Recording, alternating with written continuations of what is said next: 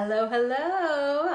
It is a rainy, crazy rainy day here in Connecticut, and I am going to be on interviewing Karen, and I'm really excited to hear her story and share it with my followers. So I'll be waiting for a few moments for her to hop on, and hopefully she'll be on really shortly. But in the meantime, I'm just kind of want to see how everybody else is doing. It's a Tuesday afternoon and you know just hanging out actually. I just recently started to think about launching my program, and that's got me a little anxious. I love doing these lives, and I love doing writing my blogs, and I love connecting with people, and this next step is a way of deepening into it. Um, oh, she has joined.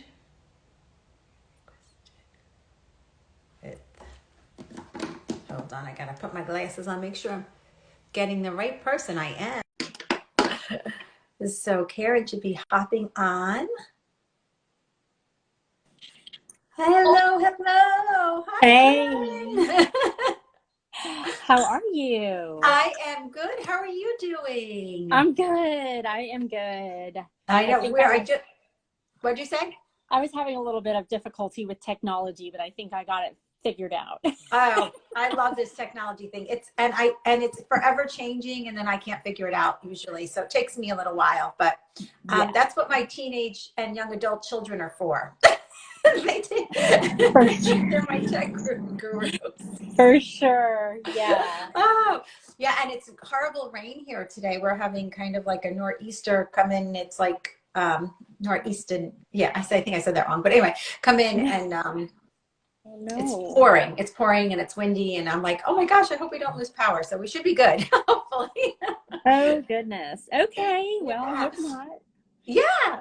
So Karen, I'm so excited you're here and joining me live. And I know we had to switch things around a little last minute, but hopefully if people can't catch us live now, they'll get it on the replay, which I'm going to definitely share on my feed, but I also will hopefully get the video to you and you can share it on your feed. But I've been kind of loving this dialogue with all these, connections with all these fantastic women. So I just always start with like, just tell us a little bit about yourself, like where you were, where you've come from, and a little bit about your journey. Okay. Yeah. I was a practicing lawyer for 15 years. Wow. And yeah, and I know I can hardly believe that either. And somewhere in the middle of that, I became interested in the world of meditation and mindfulness, and I began studying that and teaching it to people. Um, Mm. and so I recently incorporated that into coaching. And Wow. so where I am now is that I work with women who are in their 40s and up who are looking to make changes in their lives. Some of these women are people like me who maybe have been doing the same thing for a really long time and looking to do something different. And so Hmm. I teach them how to do it. Well, that is awesome. So, are you still practicing law, or have you left, or you're in the interim? How's that? Two I choices. am working my way out of it. Wow. So, like, if people are listening, and I guess I'd love to tap into this a little bit with you, is that seems almost illogical, right? I mean, it seems like you did all the things you were supposed to do. You checked them off your box, right? And one of them was going to law school, right? And passing a bar and being able to practice. And now, 15 years later, you're like, not sure if I want to be a practicing attorney anymore, right? Yeah, and it didn't go completely in that order, at least not for me. It's kind of been a long time coming.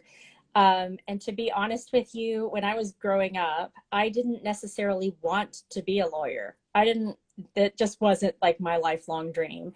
But when it came down to it, I didn't know exactly what I wanted to do. And so I went to law school because I said, well, at least I know if I do that, I'm going to have a career path ahead of me.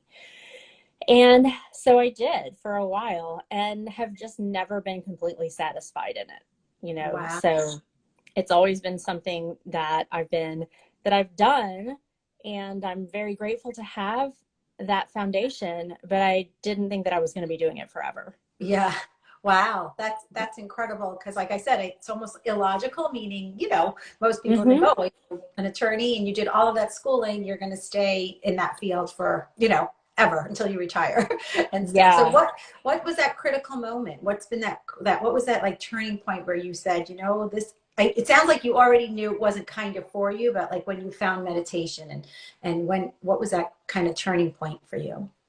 I know exactly when that was. So, about 9 years ago, both of my parents actually had cancer.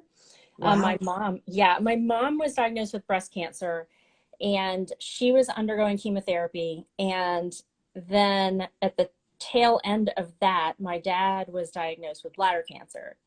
Oh my Um, goodness. and so, yeah, it was a really, really, really stressful point in my life, to say the least. Um, Mm.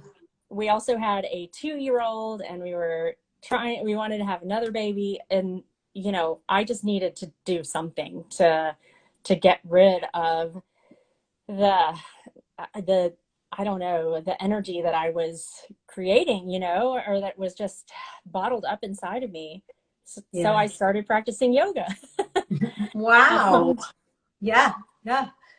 yeah, and it saved me. I mean, it really, it saved my sanity. Yeah. And I know that at that moment with, two sick parents and young kids and everything, and just sort of becoming more aware of my emotions and my feelings, that was when I started to say, there definitely is something else out there for me. This can't be Mhm. forever. Yeah. Yeah. Yeah, that's incredible. And so this journey of going from yoga and then into meditation, as your parents were going through this whole process, was part of your way of coping and dealing with what was going on in your world, right? And now you seem to have gone even a step further, right? So now you're really like embracing it as a lifestyle, right? Is this Mhm. you know, and what's like something that you would love to share with this audience about how meditation and yoga and what it is that you kind of do that really has changed your world, like really has changed who you are from like the inside out, as they say. Mm. Yeah. I guess that I would, it was a really gradual thing, and maybe, or at least in in my view, it was gradual. And I don't know how that looks to other people, from the outside, because a lot of the time when you're going through changes, other people see it before you do. Yeah. Um, but it's interesting that you said that it's a lifestyle change, because um, there was a brief moment where I was teaching yoga and practicing law at the same time, and it like didn't fit together. Like the Mm. pieces did not fit, because on one end I have to be, in this contentious field, and then on the other end I'm teaching, compassion and loving yourself and being aware and present. Um, and so I sort of started to realize, this is something that I really want to teach other people, is how to, and just bring those kind of things into the world. And I think that legal professionals can benefit from it for sure. I am So, sure. I am yeah. sure. Maybe things would be a lot different if we could really get them to meditate and do yoga and get centered prior to right going into court. That wouldn't that be fun? It would be great. I mean, that's what I do before I have to go into a courtroom. Like, I'll go into the bathroom and just, get centered for a minute. It helps me. So, Wow, that's awesome. That's awesome. I'm actually thinking that leads me to like wanting to know like what are some of like maybe your daily routines that you do. Actually, that's kind of cool. Like, that's one of them. Like that's real. Like, hey guys, you're feeling overwhelmed or you're entering into a space that might be contentious. It doesn't have to be a courtroom. It could be any right. place, right? And you want to kind of like set that attention and ground yourself and stuff that, bathroom stalls are awesome for that, right? Yes, absolutely. Another thing that I do is before I have to get on the phone, if the phone is ringing or if somebody's calling me, or if I have to make a phone call, I'll take a few deep breaths beforehand, just, to kind of, again, to just get centered. Um, Yeah. and it really helps. It's been just amazing. But I try to get up before the rest of my family if I can, and have that, little moment of peace in the morning just to get a Yeah. few minutes of meditation in. And I am not perfect about it. I don't get it in every single day. It's Yeah. never 20 minutes or whatever. But But that's yeah. important, I think, to share, because I think that, especially, first of all, I always hear people say they can't meditate because they can't quiet their mind, right? That, like, people Mhm. are like, I can't meditate. I can't stop the thoughts. I can't. And then it's also, I don't have time. I don't have 20 minutes to sit and Mhm. do nothing. Right? Yeah. That's what I Yeah. hear usually, right? So Yeah. I think what you're saying is awesome. Like, I think you really should elaborate on that, like how it doesn't have to be 20 minutes, right? Yeah. I mean, it doesn't have to look like anything. That's what I've kind of figured out over time is Yeah. that, you can do a guided meditation, you can sit in silence, you can use music, you can repeat a word in your head like a mantra. And a couple of minutes has a lot of benefits. Yes. For us Yeah. moms, Yeah. especially, like, I have two little boys. Well, one of them's not so little, he's middle school now, but I have to get them out of school in the morning and get everything going, and just to be able to do that before all the chaos starts. Yeah. i Yeah. I can't tell you how helpful it's been. Yeah. And it's funny because I have my morning routine as well. My children are older, so my youngest is a sophomore in high school, and then I have two in college. So I'm at a different point, but so I have a little more freedom in the morning, aside from the fact that I like to sleep. But I even found, like, especially when my children were younger, that transition from coming home, like at the end of the day, sometimes I just take 2 seconds, actually 2 minutes in my car to, like, kind of let go of my work environment and what was going on before I transitioned into the house. Otherwise, I kind of came in carrying the world with me into my house, kind of thing. So yeah, it is kind of a really cool thing. And can you offer the audience a little bit about kind of what you do, and maybe some strategies and techniques that you like to share, and anything else? Yeah. So in addition to the meditation and mindfulness, I've started coaching. And I alluded to this before. So I work with women who are trying to make changes, Yeah. and I've created a framework just sort of looking at what my own journey looked like and what I had to do to get to the point, that I'm at. And so the framework, it follows sort of a storyline. And so I actually have a group coaching program that's open right now called Unbound. Um, Ooh. and Unbound as helping people to rewrite the next chapter of their lives, or to write Oh, the next chapter. love that. I love Thank you. that. Because we look at our life stories, and there are a lot of things that happen in it, and some things we have control over and some we don't, right? And so looking over what's happened to us so far and the people in our lives, the things that we enjoy, the things that we don't, we can put together, what we want our future to look like. And that is something you can do it really intentionally, and it's possible. And that's what I tell everybody. It's never too late to begin again. And I take that directly from mindfulness practice. Yeah, it's so true. It's so true. And I also love the fact that it's kind of like you actually, like, are an author of your life, right? You're an author, Mm-hmm. and you kind of allowed your life to be written a certain way, but now you actually have a choice in how you want it written and what you want to Mm-hmm. experience. That's what it sounds like. That's what I'm That's taking from that. exactly, that is Yeah. exactly it. Yeah. So I was an English major back in the day, and that was what I was thinking. Like, well, there are elements of every story, and Yeah. our lives are the same. I Yeah. mean, we don't always necessarily know exactly how the plot is going to resolve, but we can have some level of control over it. Yeah. Well, I think Yeah. even just some level of how we react, like we're not Mm, passive. We're not just sitting exactly. there letting life happen to us, that we get to be an active participant in the story. Right? We Yes. get to be an active character in the story, right? Yes. And and yeah, and I always, and as you're talking, I'm laughing. I was not an English major, but I'm thinking like, you know, when we look back, right, when we do those flashbacks of our lives, sometimes we can see that there was foreshadowing, like, oh, that happened because of this, right? And oh, I Yes. said this, right? It's so funny. So there are elements in Oh that, like you're yeah. talking about, that happen in our lives, that if we're Hmm. in awareness of them. So, Hmm. wow. So women kind of on that verge of transitioning is what you're saying, Hmm. like feeling like they want to transition either in career or personal or anything, right? It's that kind of Yeah. transition.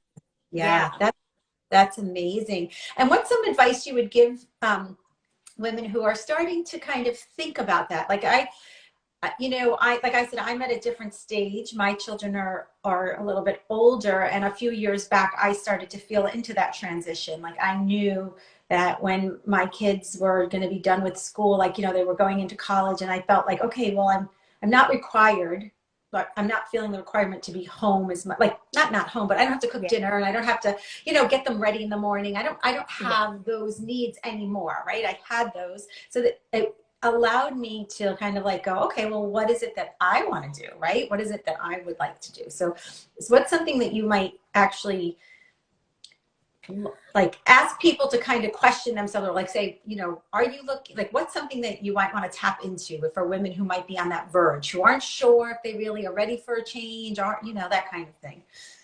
I really like what you just said. I don't want to skip past that. I like how you said, what do I want to do and what do I need to do?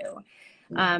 Because I think that so often women, we worry so much about everybody else first. You know, I used to think it was just me, but there are so many women, and it might be all of us, who we put everybody else before ourselves. Yes. Um, Oh my gosh, like a pandemic. It is a pandemic. It is. Yeah. So, I mean, first there's that level of awareness for sure that we need to Yeah. realize, like, am I doing that? Am I people pleasing? That's something that I've recently kind of delved into, is learning what it means to be a people pleaser. One of the biggest things that has worked for me, honestly, is journaling. And it sounds so simple, but that's part of my morning routine, and that's like a non-negotiable. And because You're it's speaking like my language now. Now you're speaking my language. awesome. I mean, I'm sure it's like that for you. Like, even on days when I'm like, I don't have anything that I want to write about, I'll just start writing, and then it comes out, and then you can kind of get into your thoughts and your subconscious and what's going on. Yeah. um Yeah.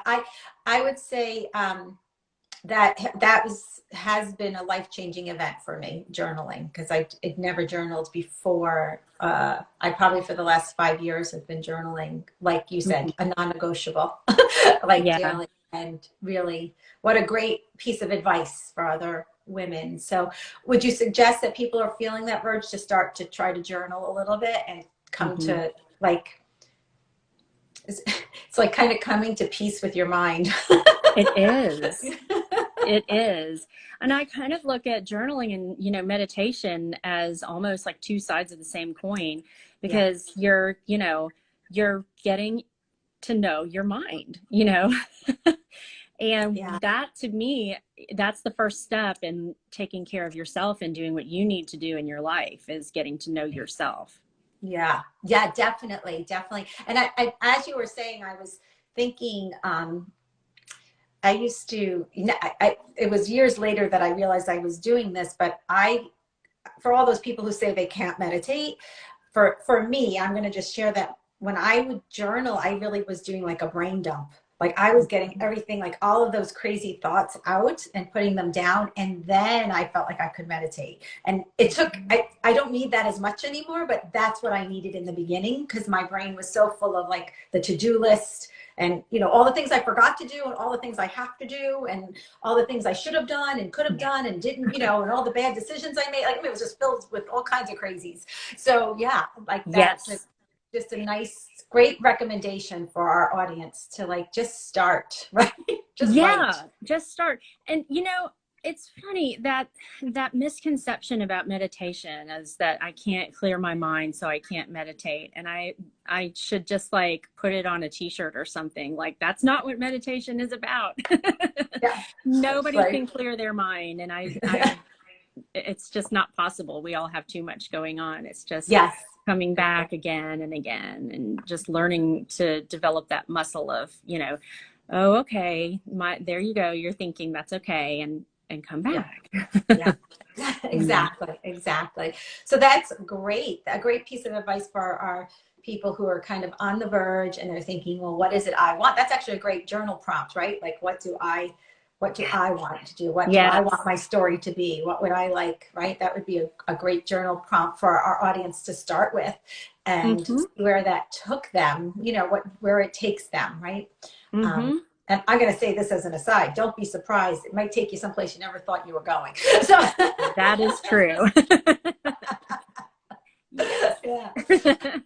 And now your course that you're offering, is it a like a 6-week, a group, an individual? Like what does it kind of look like, and who's kind of your ideal client? Yeah. Oh, thanks. Well, so it's a 9-week group program, and at the beginning and end, we'll have an individual coaching session. So I'll talk to the client at the beginning and kind of find out where they are and what's happening, and kind of figure out how we can tailor it to them.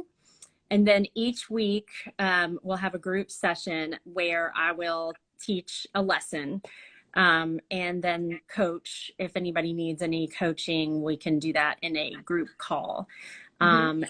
Let's see, we have guided meditations are part of it, and journal prompts, and and a Facebook community is part of it too, so that people can kind of have that support system that I think is important when you're making a big change. That's awesome. That is really, really awesome. Sounds like so. And then like your ideal client is somebody who's really in that transition then, I guess, is Yeah. what you're saying, right? Yeah. Yeah, Who's in that absolutely. transition and ready to write the next chapter in Mm-hmm. their story, Mm-hmm. of their life. And really, I think you've given us so many like little nuggets that like, it's hard. Like I'm trying to think back like the nugget of like trying to, meditation doesn't have to be complex or complicated, right? It can be very Mm-hmm. simple. It can be 2 seconds in the car. It can be Mm-hmm. something longer and thought out of, journaling as a way to really kind of getting to know your thoughts and get to know who you are and stuff.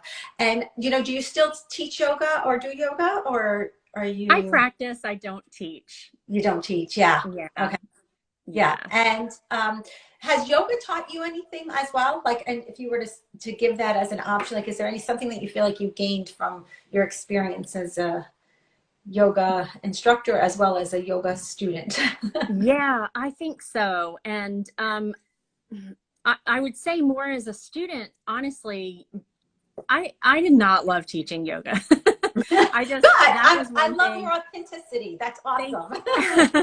I wanted to love it, and I really didn't. I just wanted the sign that my teacher put out when she advertised teacher training was to deepen your practice, and that was really what I wanted. Mm. Yeah, and Yeah. it did.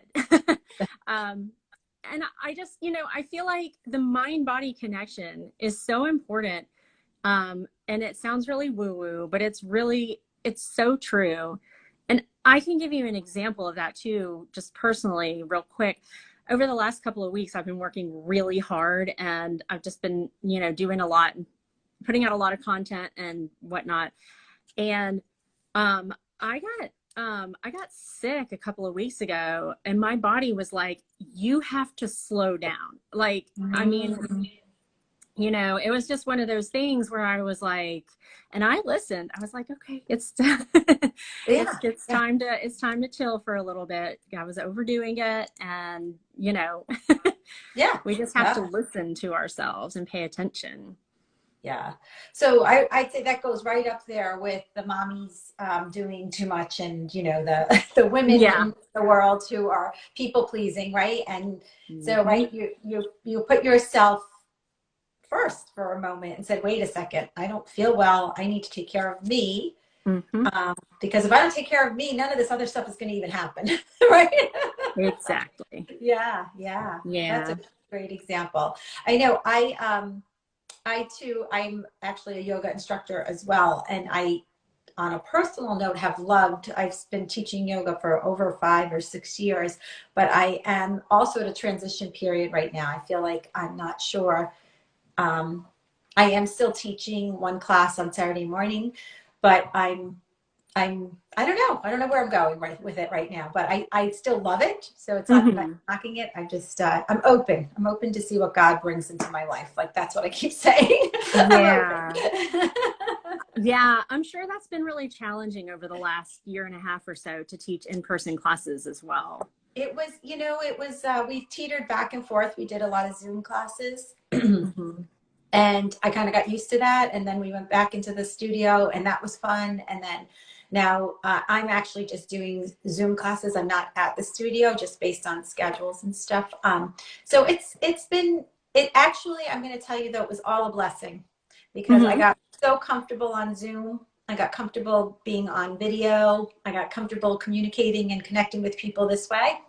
So I love doing this, because I'm comfortable doing this now because of what happened. So I think it That's was a great. blessing. Yeah, that's so Yeah, great. I worked for the studio I was at. They were really progressive, and they had us on like right away. Within like 2 days, we had turned around, and we were doing everything via Zoom, and we had to work out all the kinks and, all the things that everybody else was working on, we did. So, I took it as a really incredible learning opportunity. How's that? That's great. Yeah. Yeah. And So, people needed yoga. I mean, people still do. yeah. But I mean, I did a lot of Zoom yoga for Yeah. sure during that time from my Yeah. house. Yeah. I think, and it's funny, because I will say that it goes back to what you were about, like the meditation and the journal writing. And I will have people say to me, I can't do yoga at home. I get too distracted. And then I want to laugh, and I want to say that's the whole point of it. But okay. Yeah. So I'm like, because I'm like, the yoga studio is awesome, and it's beautiful, and it's peaceful, but it's also artificial. It's not our real world. So I'm always like, Yeah. if you can practice in your home with everything going on around you and still stay centered and grounded, wow. Like, Mm-hmm. that's it. That's the ticket, you know? Yeah. So now I'm Yeah. pushing Zoom yoga. No, I'm not. I'm just saying. So, so, but are there any other things that you'd like to share with our audience before we like kind of close here, or is there any? Um, no, I think we've covered everything. This Where has can been so people? great. Yeah, where can people find you? Let's end with that, at least, so that they Yeah. can find you if they want to. The easiest place to find me is here on Instagram. I'm always hanging out here. So Okay. it's at the Karen McClure. And yeah, that's really where it is. I don't have a website right now yet. That's coming soon. Yeah, that's So, okay. That's so awesome. So if they want to connect with you, they can just come on Instagram yes. and go into your link you have in your bio, Mm-hmm. and message you and do whatever else they need to do to connect and Yes. stuff. And if I would say, if anybody's interested or in a space where they're feeling like they feel like a little nudge that there's some change in the air, right? That Mm-hmm. they're close, that Karen might be a good person for you to reach out to and at least just have a conversation with, right? And see if it's something that fits and in alignment. But it's just a nice way of kind of connecting and knowing you're not alone at this point when you want to make a transition. Because I think sometimes transitions are really scary and they're really hard Mm-hmm. for most of us, because we like things to stay the same, and we like them Mm-hmm. to be constant and safe. So I think that if you're starting to get that nudge, you may be starting to feel a little overwhelmed and a little fearful. So it's always good to speak to somebody who, Yes, yeah, exactly. who can assist you on that, right? Yeah, I know. I feel like I've had people help me. So I can't Mm-hmm. say I did it all along. I had people supporting me um, through this whole process, and I continue to. I in fact I seek support. I think that we Mm-hmm. were created for that, and I don't want to reinvent the wheel. So Exactly. The wheel Right. was invented. Somebody already did this. So, Right. yeah. Exactly. Exactly. Oh, Karen, it was great to have you on. I'm so glad that we got to connect. And I know that we were like a little all over the map, but we were able to pull this out, and Yeah. technology held out. The weather, Good. we still have electricity right now, so we're good. And Good, good. yeah. And anybody, like I said, anybody who would like to reach out knows where to find Karen. And I hope to see my audience again real soon. And have a great day, everybody. Thanks. All Thanks. right. Bye. Bye. Bye, Stay Karen. safe out there. Yeah, thanks. You too, hon. Bye bye.